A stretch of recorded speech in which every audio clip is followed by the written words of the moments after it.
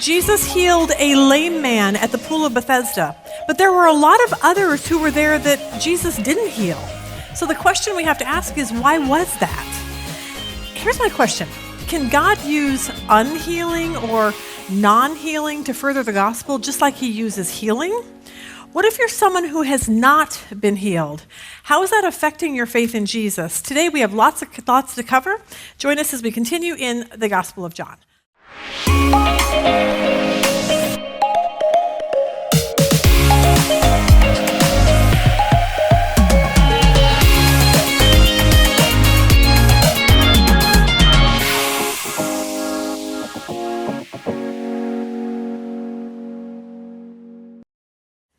All right, good morning.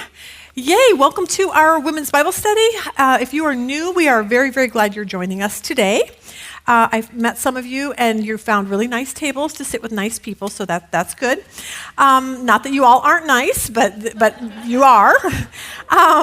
So we are continuing now in the Gospel of John. We'll be here for, I think, the next couple of weeks, and then we're going to hit Romans, and we'll finish out our, before we hit our summer. So I think we'll have like 4 lessons in Romans. So that'll be good. You're going to be super excited because we are going to make it through a whopping 2 verses today. Like how someone can teach for an hour and 5 minutes in 2 verses makes no sense, but welcome to my world. All right, before we start, I have to show you something Rob sent me. This seriously made me laugh because you know how everyone's all up in arms about Doge or something like this. So anyway, this I thought was cute. Watch this. Due to a park ranger job, losses by Doge, park bearers are now tasked with fixing fallen cones.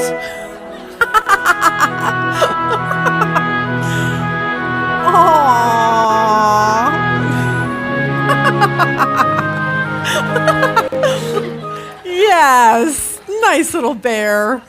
Oh, so I thought that was cute. All right, so today we're going to go a different direction with what we talked about last week, because today we're going to see Jesus heal a lame man. But here is my question. But what about the other hundreds of people by that pool that Jesus did not heal? Because there was a lot of lame and blind and hurting people all around this one particular man. And so my question always is like, well, why didn't Jesus just do a blanket healing? Let's just heal everybody here.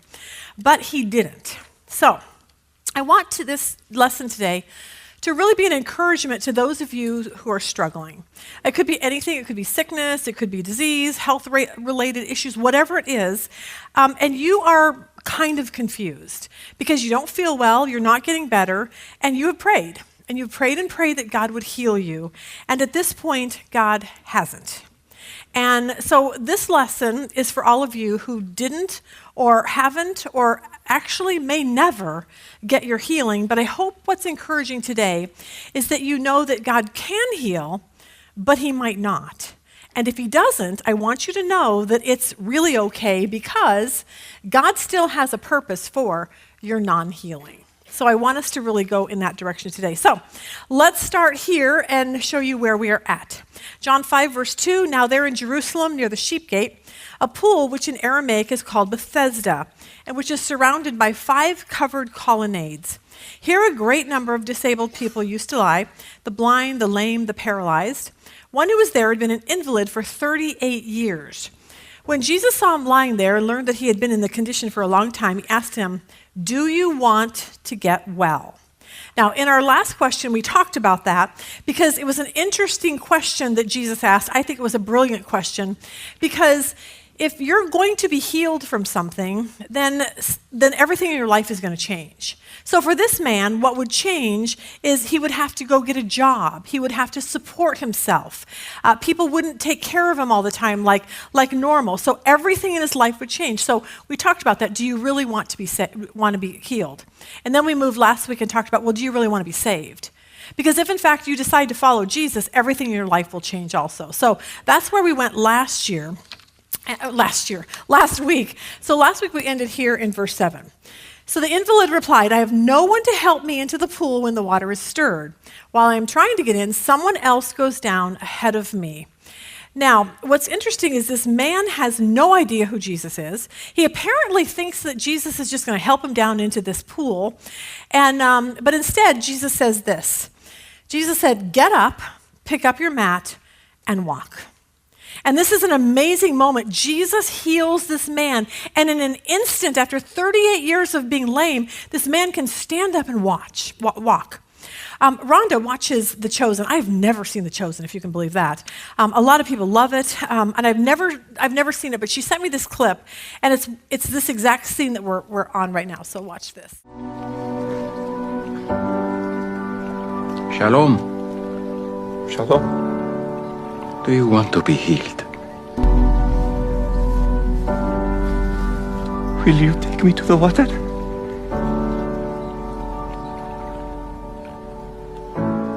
I have no one to help me into the water when it's stirred up. Look at me. That's not what I asked. I'm not asking you about who's helping you, or who's not helping, or who's getting in your way. I'm asking about you. I've tried. You don't need this pool.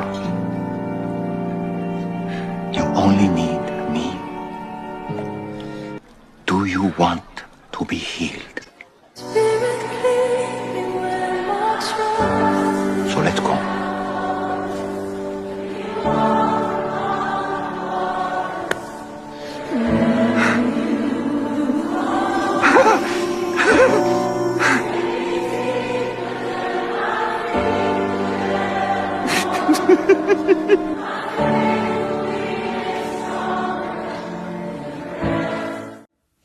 Oh, that was awesome.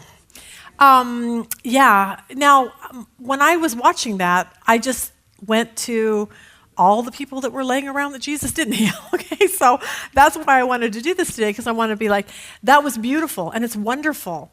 But I want to talk about what about those other people, and because I think a lot of people are probably more in that category than this particular one. So I'm going to show you another video real quick. I want you to show, if you weren't here last week, I want to show you what the Pool of Bethesda looked like in the days of Jesus. And this will also catch you up on the story too. Watch this. With tens of thousands of Jews coming to Jerusalem during such feasts, many ritual baths, or mikvaot, were constructed around the temple to accommodate the large crowds. The Pool of Bethesda is believed to be one of these ritual washing areas. Bethesda had two large pools surrounded by porches on all four sides, with a fifth porch, as referenced in John 5:2, dividing the two pools. Both pools were massive in size, and together were about the dimensions of a standard soccer field. The pools were located at the bottom of a small valley north of the temple. During the rainy season, runoff water would funnel down the valley and collect into the northern pool. Today, the northern pool has been mostly covered by centuries of soil and later structures, making it almost impossible to visualize. The southern pool had large steps and landings that led down to the water level. It was likely on one of these landings where the lame man rested. Visitors today can still see at least some of these steps, which have been exposed by archaeologists.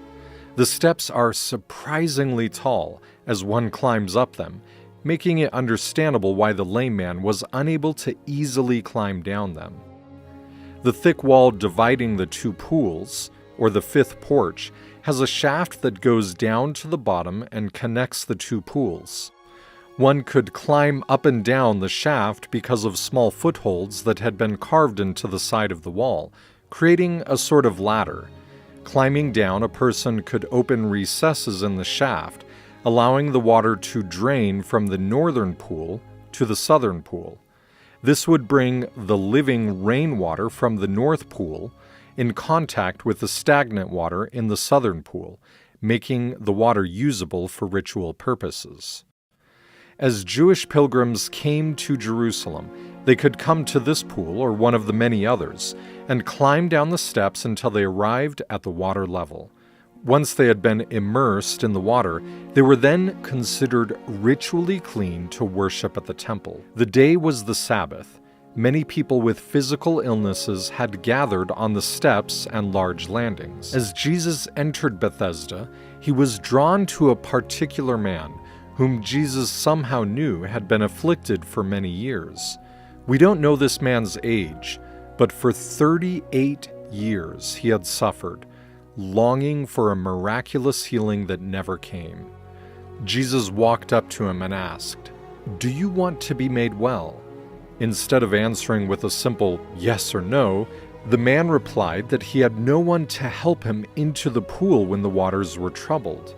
In essence, the man focused on what he perceived as the main obstacle that stopped him from being healed. In great power, Jesus simply stated, "Rise, take up thy bed and walk."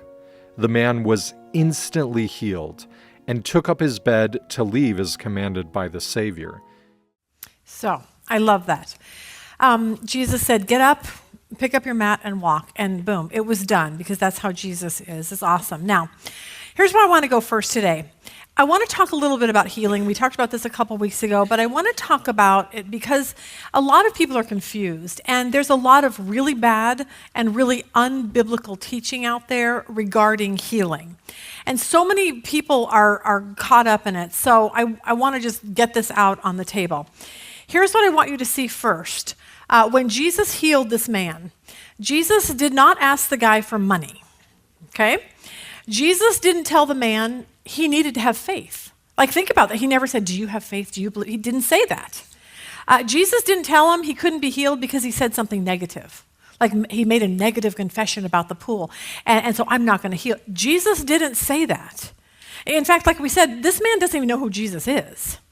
So a couple weeks ago, I played a video from Costi Hinn. Costi Hinn is the nephew of Benny Hinn.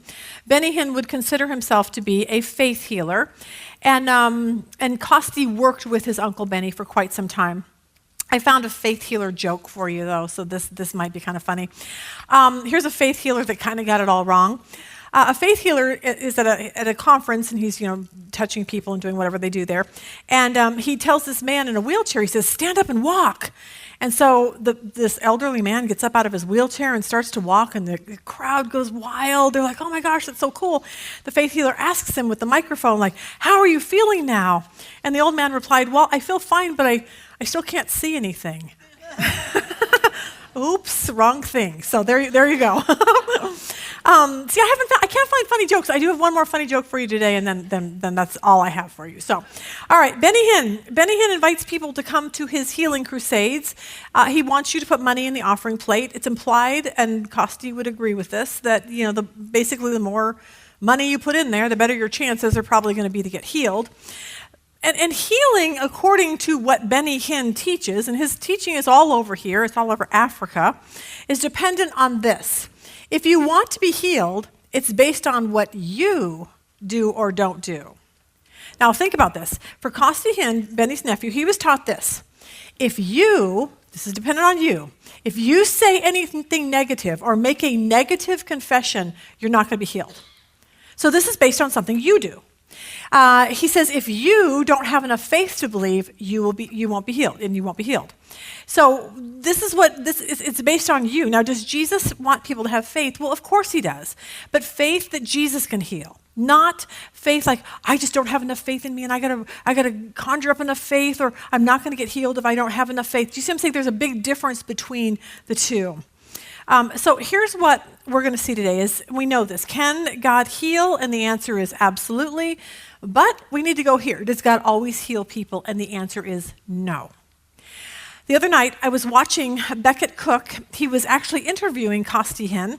And Costi said that this particular story of Jesus healing this man at the Pool of Bethesda is what God used to show him what he was taught all of his life by his Uncle Benny was completely unbiblical. So watch this from Costi and Becket. I was studying for a sermon on the healing at the Pool of Bethesda.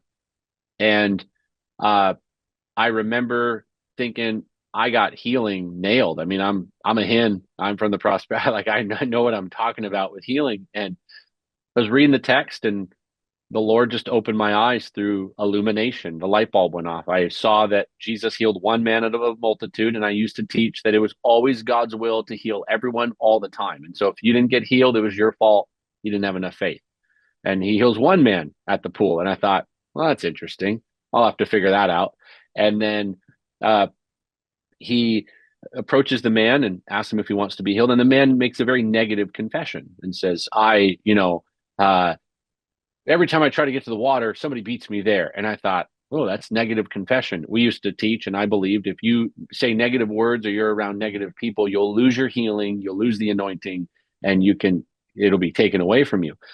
And then Jesus heals him anyway. And I'm like, what? Okay. And then afterwards, the Pharisees come and tell the man, who told you you can pick up your pallet and walk? It's the Sabbath. And he says, the man who healed me. And then John records in John 5, 1-17, for the man didn't know who Jesus was. Jesus had slipped away. And I remember that messed me up. I thought, wait, he didn't know who Jesus was. Then how did he have enough faith to get his healing? You have to have enough faith. And so I had been given a commentary. Had no idea who the guy really was. This Burgundy commentary by some guy named John MacArthur. And I'm like, what in the world? So I borrow it, or I use it. Pastor friend gave it to me. And he said, this will help keep the train on the tracks. And I opened it to that section. I've never used one before. And he was going off about the sovereignty of God. And I had heard some Baptist friends and my non-denominational friends who were evangelical and their theology was good say stuff like, hey, God is sovereign and we need to submit to him. And he's in control and we need to follow the word. And I'm like, what? Like, okay, that's fine. And he's going on about the sovereignty of God and his decision to heal the man, not because of anything the man did, not because he had enough faith, not because he was good enough, not because he was holy enough, not because he said the right things, but simply because Jesus is sovereign as a healer and he's good like that. And he chose to heal the man. And it is the picture of salvation that what in the world? Like this, I played baseball at Dallas Baptist University and they would always talk about this stuff and they were super nice to me, even though I drove a giant Hummer and was a prosperity gospel brat. But I remember them saying stuff and me thinking these dead Baptists know nothing. I've got a Breitling watch. I know get God to show me favor.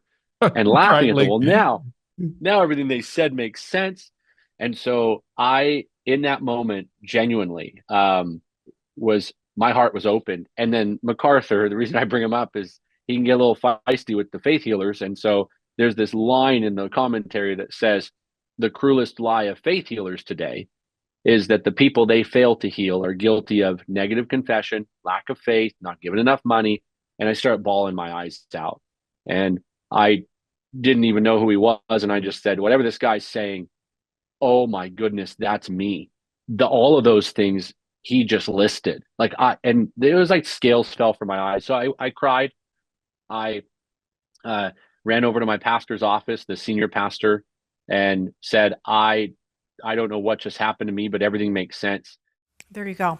Now, the reason why I want to tell you that while we're talking about healing is that it's really important for you to read the Bible for yourself. And we talk a lot about that because this is out there. This kind of teaching is out there in a lot of probably more charismatic circles and a lot of the faith healing circles. So just go back to what the Bible says. And this is what we're trying to get people to do. That's why we do our Bible study here.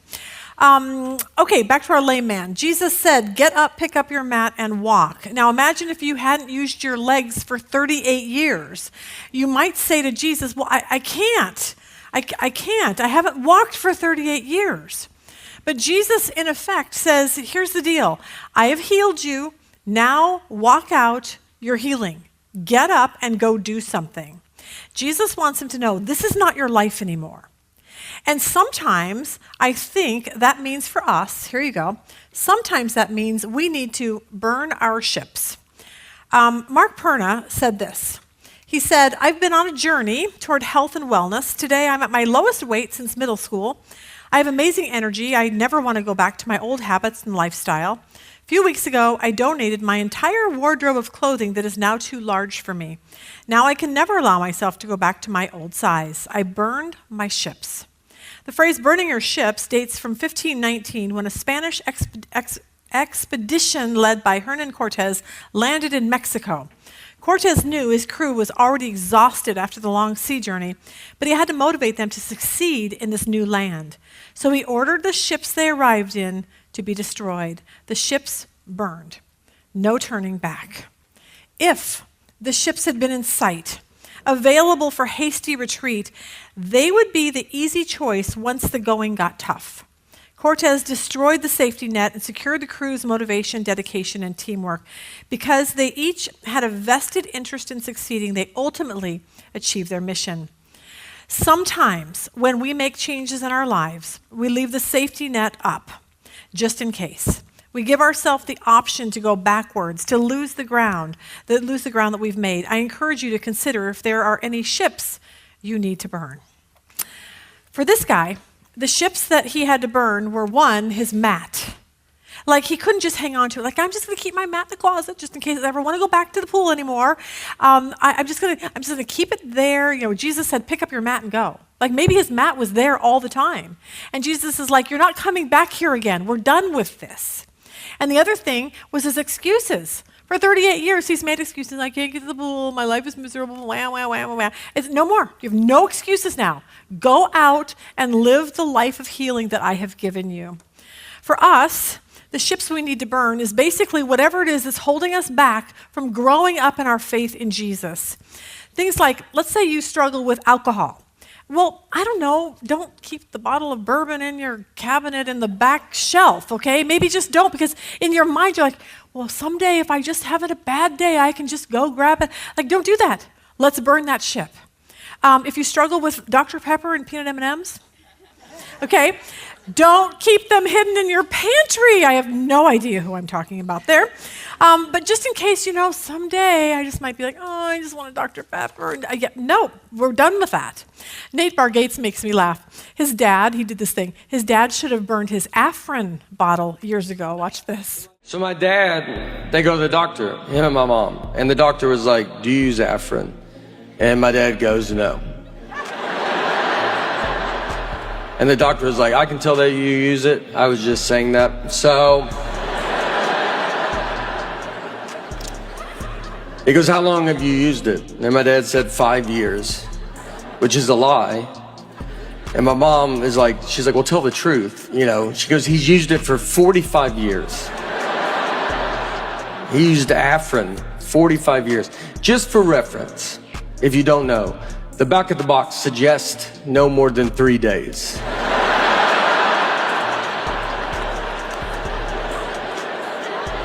I mean, there's not a medicine on earth that tells you to give it a good 45-year run.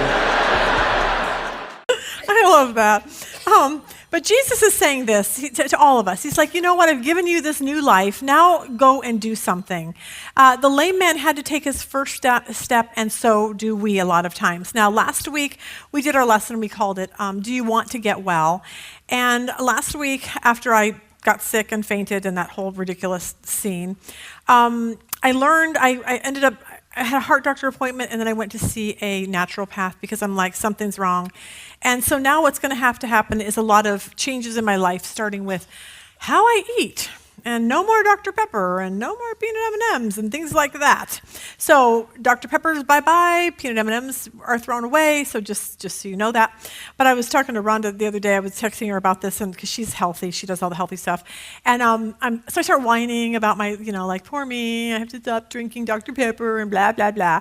And her husband, Perry, sits back here with Rob, and he jokingly, or probably not jokingly, he said, hey, Rhonda, ask Lisa this question. Do you want to get well? I was like, serious? But Perry, I want you to know, and Rob would tell you this too, like it literally changed my life that day when you said that. So thank you, Rhonda, for relaying that to me. But it's exactly what I needed to hear. Because the question is, do I really want to get well? I'm tired of the brain fog. I'm tired of being miserable. I'm just tired. And so my first step was I had to go to a doctor. And then the second step is actually doing what the doctor said. And you would laugh because she's like, okay, we need you on this. You need to take fish oil. I'm like, nope, not doing that. I don't like fish.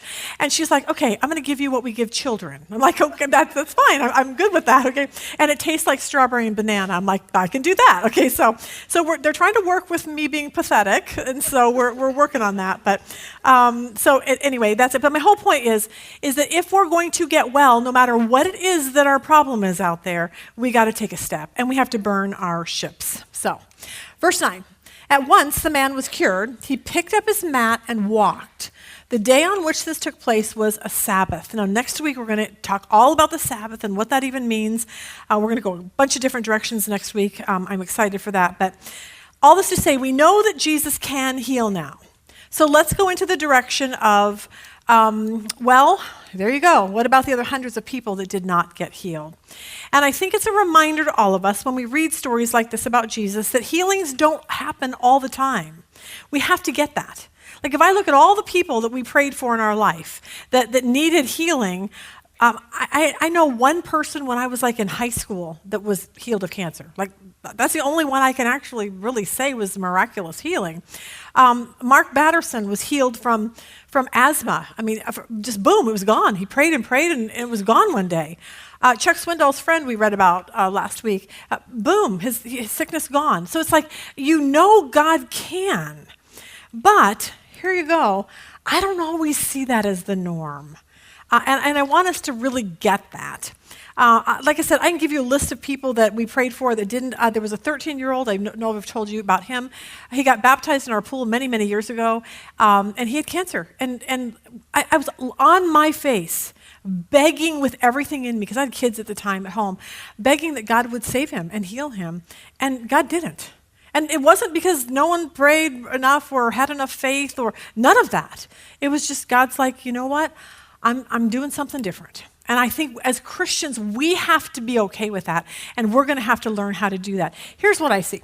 I see more people that God takes through the sickness without the healing. I see people like Johnny Erickson Tata. I mean, think about her. She was paralyzed as a teenager from the neck down. She's now 75 years old. 75. People have prayed for her healing for the last 60 years of her life. They pray for her all the time. God, heal her. We know you can. We know God can. And yet, he hasn't. But here's the point I want to get to today, because this is the cool thing about Johnny. She has used her paralysis to tell others about Jesus.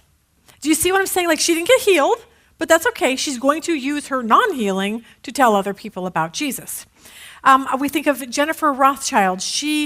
We had her as a guest speaker one time many years ago. She's amazing. Like, she's the most amazing woman. But she's blind. She became blind when she was about 16 years old. And over and over, people prayed for her and prayed for her healing, and God has not healed her. But here's the best part. She has used her blindness to point people to Jesus. She has this amazing ministry, and she does all these Bible studies for people, and she writes them out, and group studies for you to do. She's literally amazing. But that's what I'm saying. She used her blindness to point other people to Jesus. So it got me thinking.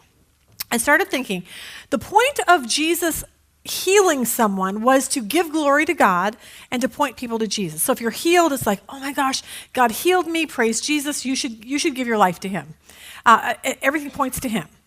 But then it dawned on me, when God doesn't heal someone, I think he expects them to do the exact same thing. I think he expects them to give all the glory to God for the non-healing and still share people with Jesus, just like we saw with Jennifer and just like we saw with Johnny Erickson Tata. And so this is what I say. It's amazing how God uses not just healing, but unhealing or non-healing to further the gospel. And so that's kind of where I want to go. So here is Jennifer Rothschild with Kirk Cameron. What do you say to the question that must come up in your mind, but God allowed this to happen to me? He's sovereign. He's in control. Whether you want to say that God caused this or whether God allowed this, at the end of the day, we're winding up in the same place, and is I can't see. How do you process that? How do you deal with the way you feel about God, knowing that He's all-powerful and has ordained that this is your life? There's a woman named Marilyn Ford. And when I first lost my eyesight, someone gave me a cassette tape. It was that long ago. It was a cassette tape of her telling her story. And for years I avoided listening to it because I knew what was going to be on that tape. And I knew I'd be able to identify with a lot of what she said because she had lost her sight as a teenager. And she had so many of the same struggles, becoming a mom, not being able to drive. She talked about praying for healing and then opening her eyes at the end of the prayer and not being able to see. And I could identify with so much. And the reason I did not want to listen to that tape was because I knew there was something in there I could not identify with. So I'll never forget the day I listened to it and I got to that part of her story when she talked about kneeling before God, praying for healing, and she opened her eyes and she could see. And I remember hearing her story, tears fell down my own cheeks because there was this sense of awe toward God that He could do that. But there was also this sense of loss that I experienced even more deeply, that He can, but He didn't do it for me. He chose to do it for Marilyn Ford, and He did not choose yet to do that for me. And it was for me this amazing experience that helped shape my contentment. Because on that day I was able to look straight into the face of blindness and straight into the face of healing. And I could see God in both. Psalm 18 says that as for God, His ways are perfect. And I don't understand His ways quite often.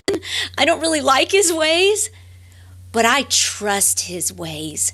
And the same God who showed the mercy to heal Marilyn is the same God who shows me mercy every single day to live in the dark. So I have not chosen to base my trust on what I understand, but to base my trust on His good character, and that brings me daily contentment. Isn't that amazing? I know. I love what she said. I see God in both. And I think that's where we need to go. I see God in the healing and I see God in the non-healing. And God is in both. And now I think it's a question of what are we going to do about it? I was thinking about this with Rob and all of his health issues that he's been going through over the last year or so. And for all the prayers for healing, God is deemed to just keep Rob sick. Okay? And yet, Jesus is helping him through it. But here's the amazing thing is God is using Rob in so many ways, like doctor's offices, surgical centers, hospitals, like every place he's been. Rob has given out more Bible study bags, more Holy Land books, more Bible study cards, more one-way books to every person that he meets and all those staff that help him. Like, this is what he does. And I realized that without Rob being sick and going to all these places, these people may never hear the gospel. So it's really a good thing. So that's what I want to encourage you about today, that God can use unhealed sickness to tell others about Jesus.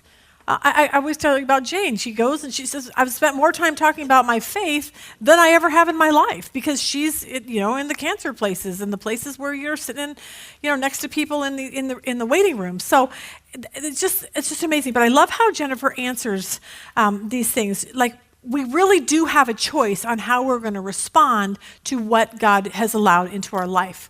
Watch this. I have some other friends who have dealt with very difficult things, and I think one of the interesting and unique challenges that members of the family of faith have is they wonder this question. Since God can heal me, and since there is healing in Christ as a Christian, is the reason that I still deal with blindness or quadriplegia or whatever it is, maybe because I don't have enough faith to believe for my healing? Have those thoughts ever crossed through your mind? Well, they've crossed through my mind because often there's well-meaning brothers and sisters who bring that to my attention and let me know that if I did have enough faith, I would be healed. And I understand their well-meaning, and I understand scriptures that talk about faith. But my understanding of faith is not that it puts demands on God, but that it allows me to live of a standard of trust that no matter what God does, I'm going to say, it is well with my soul, and it's not about me. And I look at like the man born blind in John 9. Jesus didn't say, yep, he didn't have enough faith. Jesus says, this kind of thing happens so that God is glorified. And I look at my life And I know who I am. I know the tendencies that I have. And sometimes I think, who would I have been if God had not mercifully allowed blindness to shape me into who he called me to be? I wonder if sometimes what we think is a difficult thing that God's allowing in our life that will hinder us is actually what he is allowing in our life to unleash his glory and the gospel through our lives. And I think when we can look at what God allows through a lens of his sovereignty and his glory rather than our desires, then it frees us up to trust him with the whole process. I love what she said. God mercifully allowed me to be blind. And whatever you're going through, I want you to put that in your own brain. I want you to say, God mercifully allowed me to have cancer. God mercifully allowed me to, you fill in the blank with whatever it is. Because I just think that's our choice to believe that and then let God use us wherever we are. I love what Jennifer's heart was, not anger towards God. She knows God could have stopped it. She knows God should have never let it happen in the first place, but she doesn't go there. And I think with listening to her and Johnny Erickson, her story, it's amazing how God uses not just healing, but unhealing to further the gospel. But for someone who's not a Christian, none of this makes sense, what we're talking about. They don't understand why people even get sick in the first place. So what made me think of this is that one day Rob had a guy come to him and say, he said, my friend just found out that he had ALS. And he looked at Rob, and he's not a Christian, and he said, by his own admission, he said, why do bad things happen to people? And this was he couldn't understand why bad things happen, especially to his friend, who's probably a really good person. So we're going to go in that direction next, because I bet all of us have someone in our life, maybe it's even ourselves, that something bad has happened in our life. I mean, maybe it was a tragedy, a car accident, a freak hiking accident. That will never happen to me because I don't hike.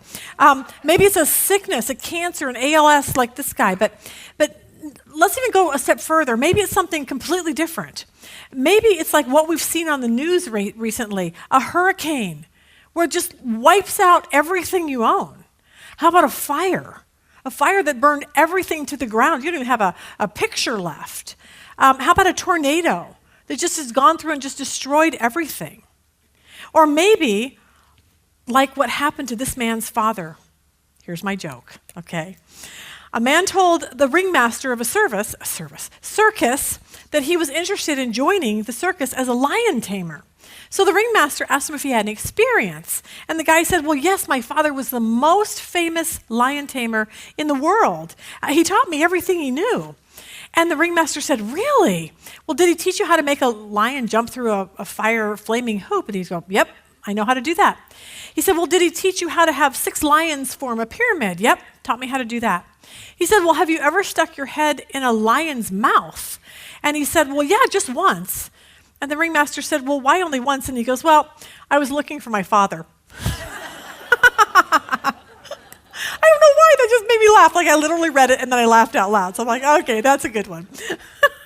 But for so many people, they really do. They look around and they go, why me? Why them? Like, why is it that these bad things are happening? So let's answer that. We had a box of books over at my mom's in storage, and Rob brought it home a month or so ago.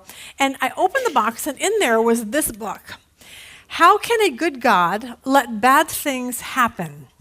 Now, I'd read this book, I picked it up, and the whole book was basically yellowed. So I yellowed it back then. I loved it. It was a great book. Completely forgot about it. But when I opened it, here is what it said. It said, I don't know why, but I have never asked, this is the author writing this. He said, I don't know why, but I've never asked why there is suffering in the world or why God would allow suffering. No, he said, the question I found myself coming back to time and again was always less philosophical and more rhetorical. The question that launched me on the journey that resulted in this book was simply this: why not suffering? Now, he goes on to say this, more to the point. Why should I, because I'm a Christian, why should I or anyone else be exempt from suffering that has enveloped the human race since the first man and woman rejected God in favor of sin? I like what he said here. He said, how could God let bad things happen? is not a question of indictment against God, but a question of wonder. But here's what he said. I really want to know this. How did we get to this place where suffering is such a natural and normal part of life, and yet it feels so unnatural and abnormal? And all of you that are sick, you know this. You're just like, I just don't get this. This just doesn't feel like this is the way it should be. And this is what I think it goes back to. I think this is why. Because we were not made for this fallen world. And really think that through. This is not how God created us at all. Like when God created Adam and Eve in the garden, he created them perfect. Like God had this beautiful relationship with them. He walked with them, talked with them, like in this garden where there was lots of fruit and things to eat. And Adam didn't have to go to work. They just hung out naked and ran around, did whatever they wanted to do. I mean, there was no sin. There was no sickness. There was no tragedy. There was no crying or sadness or heartache or pain or sorrow. There was none of that. There was not even like getting in trouble at school. I thought this was cute. Someone said, my daughter invited me to a small get-together at school on Friday. And so I asked her, well, how small of a gathering? She goes, oh, just 3, you, me, and the principal. I'm like, yeah, there you go. But Adam and Eve didn't have to worry about things like that back then. And I don't think Adam and Eve had to worry about eating healthy, okay? So, of course, we have to play our Nate. I think I played this video in our Romans series, but this made me laugh. What I eat that's the main problem. I eat like a child. It's not good. He goes, let's go through like what you had for breakfast, or your whole day of eating. He goes, let's go through yesterday. And in my head, I'm like, well, yesterday's not a good day. Let's pick another day. He goes, go through yesterday. I go, all right. I had donuts in the morning. And he goes, all right. Was it like they were just out or something? I go, no, I drove to it. I drove to it, and he's like, is it on your way? I go, nope, I was late to where I was going because of it. He goes, what about late night snacking? And I was like, well, I had Sour Patch Kids last night. He goes, did you watch a movie? I go, no, just regular TV. And ate only, he's like, the little kid bag? I go, no, it was a bag. It was a bag of them. If you saw it without a label and someone said, hand me that bag, they wouldn't be confused on what you were asking. But see, that's the thing. Back then, in the time of Adam and Eve, it was fine. Eat whatever you want. Eat Sour Patch Kids. They probably wouldn't even hurt you. But then when Adam and Eve sinned, and when they disobeyed God, it literally turned this world upside down. And I always think of it like, think of when God created the world as like this bright and shining, and it's beautiful and everything. And then the minute they sinned, the earth became black. It became black and dark, and it's going to be that way until Jesus comes back and restores it back to how it used to be. But here's the point. That's why we're miserable. We're like, I don't get why I'm sick. I don't get why because we live in a fallen world, and in a fallen world, bad things happen. And not even of something you did maybe or didn't do. As a Christian, what we see, here's what I realize about this, is that as a Christian, when bad things happen, it should make us long for something better. Like it should make us not be angry at God, but just go, God, I just can't wait for a day when it's not going to be like this anymore. I was thinking of Pastor Tom Schrader. He was our pastor for many, many years ago. He passed away about 6 years ago. His wife died when she was pretty young. And then he was a pastor of this church. And then there was all this infighting at the church. And then there was this crazy church split. And I'm going to play a clip from something he said at his celebration of life. But what he says, I get. Because I always say, it's not that I don't love my life. It's not that I don't love Rob or the kids or the family or our grandkids. I love them all. I love where I live. I just love everything. I love doing this. I love all of you. So I love that. But there's always this discontentment with me about all the sadness in the world. I always feel sad. I look at, you see kids who are abused. You see hunger. Last night I was watching a video about some kids in Africa, and they were doing a shoe drive for these kids, and they were they have no shoes. How do you have no shoes? And then they go into this, they're giving mattresses out, and there's bed bugs everywhere, and I'm just like, who lives like this? But people do all over the world, and then I just feel so sad. And I'm like, God, I don't like that.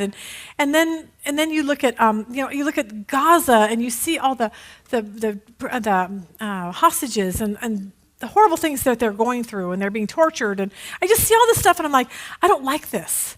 But mostly on top of that goes all the people that I know that are not saved, and that I think hurts my heart the worst. And I can't make it better. And it's like it weighs so heavily on me. Like, God, these are people I love, and they don't know you, and they don't want to know you, and they're going to spend eternity separate, and that just deflates me. It just makes me so sad. I see, like, trafficking with all these trafficking people, and then you look at homeless people. The other night I was sitting outside, and it was really cold that night, and I had a blanket around me, and I heard all the coyotes. They were all like, oh, doing their whatever they do, and all I could think about was how sad for them. Like, it's cold out there. They don't have a blanket. And I'm thinking all the little baby coyotes. And I'm like, they just got into this world, and like, they're just like, what just happened? And now it's cold out here, and then they're miserable. And then I started thinking about the rabbits. So I'm like, look at all the cute little rabbits. And I'm like, but wait a minute, the coyotes are going to eat the rabbits. And then I went down this whole trail, and I was like, everything just makes me sad. But what it does is it makes me long for a day. Like nobody could be more excited about the return of Jesus than me. Like, I don't know why. I cannot wait for a day when it's not going to be like that anymore.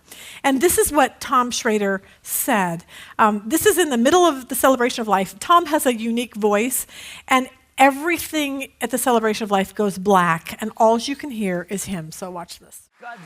God is so good. God gave me a wife who is low maintenance to no maintenance. I'm very high maintenance. I'm very high maintenance. I'm hard to live with, hard to be around, hard to hang in with. Perfect. I didn't want any boys. I wanted girls. God gave me girls. And then I wanted girls that were really, not that all girls aren't emotionally balanced, but really solid girls, and I got those, and it's like we've been in this house 21 years. I love this house, but I like the new house. I love my job. I love my kids. I love Tyler. God drops Tyler in our life. I love my life, but I got to tell you what, I'd trade it in a nanosecond to be out of here. I'd trade it like that to get out, and it's not because I don't love this. I just can't wait to get out of here to be with him. And I will admit, sometimes the motives aren't pure. Sometimes I'm just tired. I'm tired of this, and tired of the sin, and tired of the bickering and fighting and all that goes with it.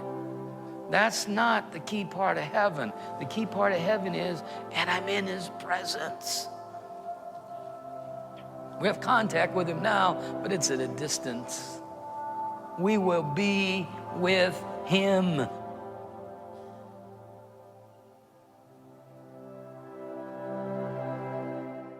I was thinking, like, and maybe it's just because I'm getting older. Like, as you get older, you kind of, like, when I was little kids at home and stuff, I never thought about stuff like this. But as you get older, you kind of start looking around, and you start seeing the world is so fallen, and I think you long for that. I long for the day when there's a new heaven and a new earth, and everything is restored and all of that. But so when we see suffering on this earth, when I see it, I don't really question God, like, why? It just makes me long for this heavenly home even more. And I think that, here's what I was thinking. I thought, that is what suffering should produce in us. Like, yeah, this sucks. This earth sucks. We live in a fallen world. I'm sick, whatever it is. But there's a day when it's not going to be like that. And I want to look forward to that. Because there's the realization that this world is not, and has never been since the fall, a place where we truly feel at home. That's why getting sick just doesn't make sense to us. Don Holt is a perfect example of this. He ended up in prison with a 500-year sentence. And his brother was talking to his pastor about Don, and he started writing Don. And look at this. This is Don's story. Eventually, Don gave his life to Christ. He's in prison for his 500 years and went about living, I love this, the reality of his new life. And this is what we talk about. When you become a Christian, you have a new life. Everything changes in your life. And Don understood this. He began living the life Paul describes in the 3rd chapter of Colossians. Since you have been raised to a new life with Christ, set your sights on the realities of heaven, where Christ sits at God's right hand in the place of honor and power. Let heaven fill your thoughts. Do not think only about the things down here. Like, of course, we all have to think of things down here because we live down here. But think of things, heaven fill your thoughts also. For you died when Christ died, and your real life is hidden with Christ in God. Don Holt took these words to heart. Heaven filled his thoughts, not guard towers and razor wire. He started acting like someone who had died, gone to heaven, and returned. Living in prison became irrelevant to him. Imagine that. Living with cancer became irrelevant to you. Living with whatever became irrelevant to you. Like, that's kind of what he's saying. Why? Because when your real life is hidden with Christ in God, it doesn't matter for him that his address happened to be on cell block A. He said, I never even thought of asking God to get me out of here. I didn't turn to Christ because I thought God would give me something more than he already gave me, and he'd already given me a lot. Now really think about that. Whatever it is that you have, whatever sickness, whatever you're just like need healing from, we go, well, okay, God, even if you don't ever heal me this side of heaven, you still have given me so much. Like salvation, Jesus, like all of those things, the Spirit of God living in me. There's so much that God has given us. He said, I didn't have to get out of prison because, I love what he said, I'm already free on the inside. I was like, okay, I like that. But I was thinking, imagine if all of us Christians could portray that to those that are around us that aren't Christians. No matter what our tragedy or sickness or whatever, we are free inside. Free inside was the message that became Don's message to anyone who asked him what was going on in his life. And they asked. Prisoners asked, guards asked, his family asked, they asked because they started seeing small, subtle changes like the day Don quit smoking. I figured the move was pretty basic if I was serious about following Christ. He started attending chapel and his vocabulary changed, but all of those were minor compared to the most radical difference in Don Holt. Don's entire demeanor was transformed. He truly was a happy man, not happy in the sense of carefree, but happy with a sense of joy and peace most people search for all of their lives. Miraculously and shocking, Don was released from prison with a 40-year parole sentence. But he kept going back to the prison because he knew the men in there needed Jesus. After his release, he went to Wheaton College to prepare for a full-time prison ministry. But Don's story doesn't have a Hollywood ending. Around this time, the doctor told Don he had cancer, which took his life before his ministry got off the ground. But he lived out his words of Jesus, what Jesus said. And here we go. Here on earth, you will have trials and sorrows. None of this should shock us. When we are sick or when something happens, or that shouldn't shock us, but take heart because I have overcome the world. And that it gives us such amazing hope. God could have worked a miracle and kept the years of abuse Don had heaped on his body from taking their natural toll. But livers give out when bombarded with drugs and alcohol for a long period of time. That's just part of life. Just as germs jump off grocery cart handles and give us colds, or checks bounce when we have less income than expenses. All are part and parcel of life that always ends. That is the reality. But when we belong to Christ, another reality takes over. Our lives here on this earth aren't changed. They're exchanged for something superior. I want you to think about that. The man that was healed at the Pool of Bethesda, is he still alive today? And the answer is, well, of course not. We all have something, we're all going to die at some point, but we have something so much better on this earth, but we have something so much more to look forward to after we die. And so the question is, can I continue to trust a God who claims to be good, even if he will not exempt me from the pain and suffering of this cruel world? I think of Job. Job was a man in the Bible who loved God with all of his heart, like loved him. He's the poster child for suffering, though.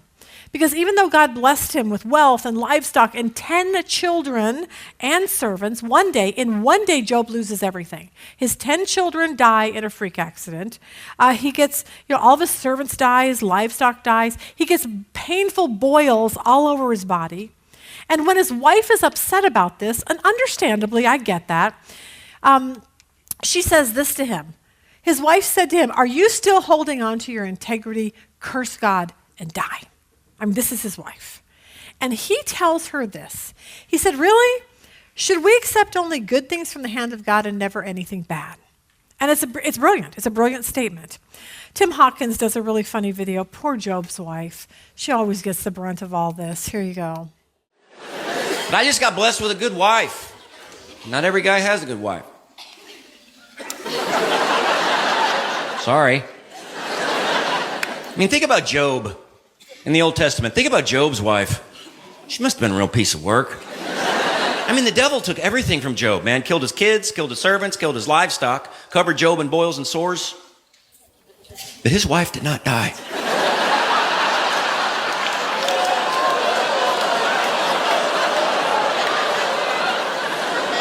That's saying something right there, isn't it? Like, hey, devil, Job's wife's right over there. I know. Trust me, leave her. I know what I'm doing.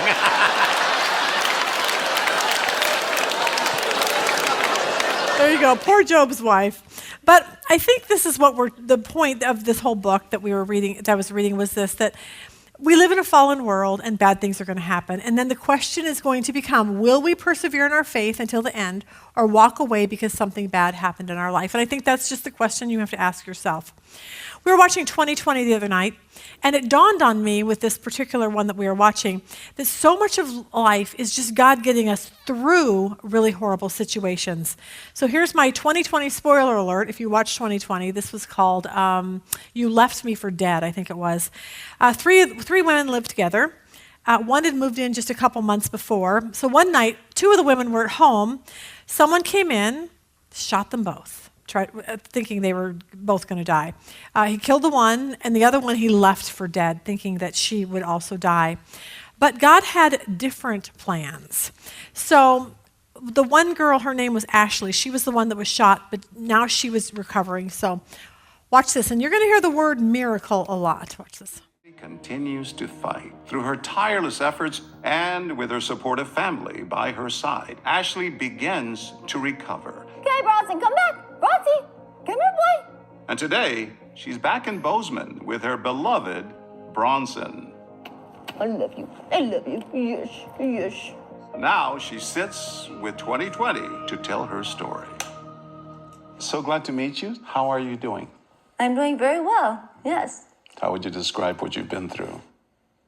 Hell and back. But God is good, and I'm still here. The Lord literally saved my life that night.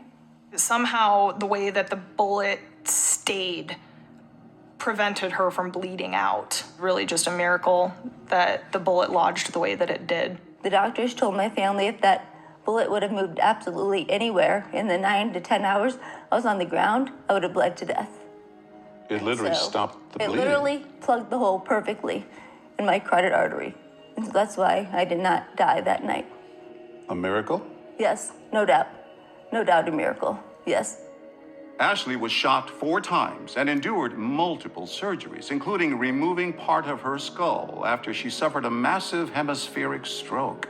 The first thing she remembers is the moment she woke up.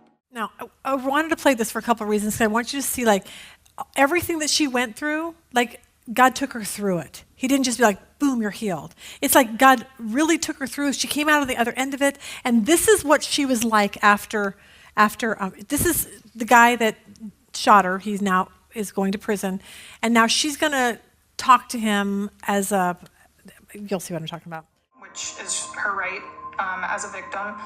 And she got up on the stand and talked about how her life had been changed due to being shot. I've had to learn to live with only the use of my right hand and arm.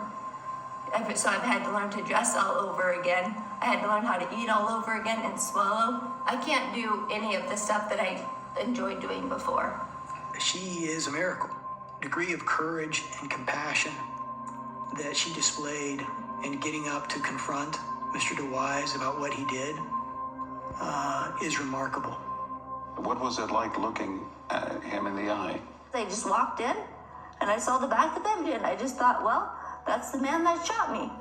And I don't know why God fully chose to save my life yet, Paul. I don't. But one thing I do know that I've gained from this is I understand people's hurt on a whole new level. You may have tried to have killed me, but you don't have the final say on when somebody's life is over. Despite all the harm she suffered, Ashley's message to Paul is one of forgiveness and redemption. If God can forgive me an unlimited amount of times, then how can I withhold forgiveness from you, Paul? This doesn't have to be the end of your story. You can still do good while you're in prison. You can still be kind to people. She even brings with her a gift. I brought a Bible, Paul, that I want to give to you. Holy smokes.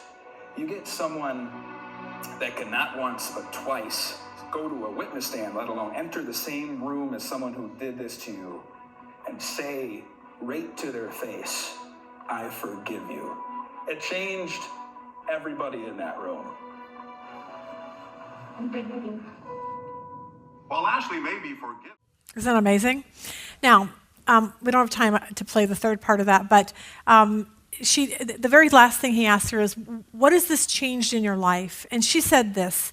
She said, I am more vibrant today than I've ever been in my life. I mean, can you imagine that? And some of you that have come on the other side of like maybe having cancer or being sick or coming through a tragedy or whatever, you go, you know what? I'm more vibrant today because I know Jesus better. God has gotten me through it. It's just good. Here's what we need to know is that God doesn't promise us that he will always heal us. We got to understand that. Pray for it, absolutely, but he may not. And if he doesn't, that just means that God wants to use you right where you're at. James 1:2 says this. He says, consider it pure joy, my brother and sister, whenever you face trials of many kinds. He doesn't say if ever with like, oh, you're Christians and I love you all, you're my children, so I'm never going to let anything happen to you. The Bible doesn't say that. He said, we're not exempt from this fallen world. He will take us through it, and hopefully he will strengthen us and comfort us. So the question that Rob's friend asked, why do bad things happen to people? The first thing that popped into my mind was something Jesus said. It sounds like at this particular scene, people came to Jesus because, this was weird, some of the Galileans or Jews, Pilate murdered them. And so Pilate took their blood and mixed it with the animal sacrifices in the temple. You don't do that. Like, who does something like that? That's evil to the Jews. So they go to Jesus and they say this. Now there were some present at that time who told Jesus about the Galileans whose blood Pilate had mixed with their sacrifices. Now you would think Jesus would be like, oh my gosh, we need to go kill Pilate and get rid of him. He said nothing like that. Here's what Jesus said. Jesus answered, do you think that these Galileans were worse sinners than all the other Galileans because they suffered this way? I tell you no, but unless you repent, you too will perish. Isn't that fascinating? He's like, yeah, this sucks. I'm super sad that this happened and that was evil and that was bad and bad things are going to happen. But are these people any worse than anyone else? Here's the bottom line. You better know me or you're going to perish and die separated from me. He goes on to say, Jesus says this, or what about those 18 who died when the Tower of Siloam fell them? Do you think they were more guilty than all the others living in Jerusalem? I tell you no, but unless you repent, you too will perish. So the takeaway today is this. Here is what we learned. Yes, the lame man was healed. Praise the Lord. Yet those around him weren't. The bottom line is this. It doesn't really matter. It really doesn't. The only thing that matters is if we know Jesus. That's what matters. And those of us who do know Jesus, just know you may or may not ever be healed. God may or may not make your situation better. And if he doesn't, I want us to walk out of here today being like Johnny Erickson Tata and Jennifer Rothschild and Ashley, who was shot.